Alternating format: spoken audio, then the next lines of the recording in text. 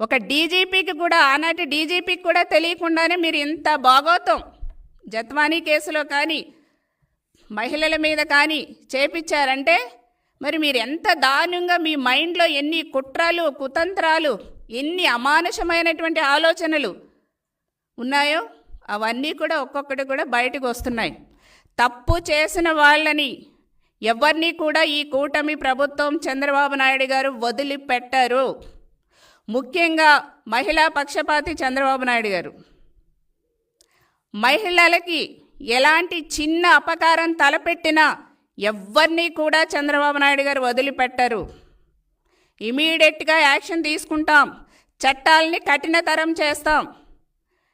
మీలాగా మా ప్రజాప్రతినిధులు, మా బంధువులు, మా చుట్టాలు అనేసి వైసీపీలో లాగా మహిళలపై ఏది పడితే అది చేద్దాం, ఏది పడితే అది మాట్లాడదాం, ఎలా పడితే అలా